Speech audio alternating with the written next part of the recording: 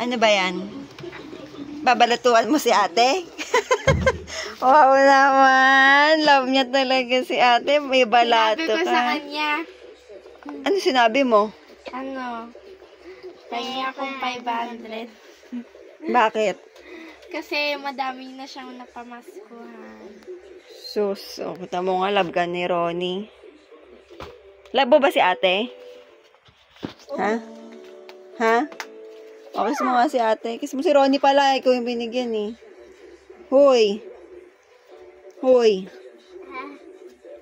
Kiss. Bobby. Kiss mo na.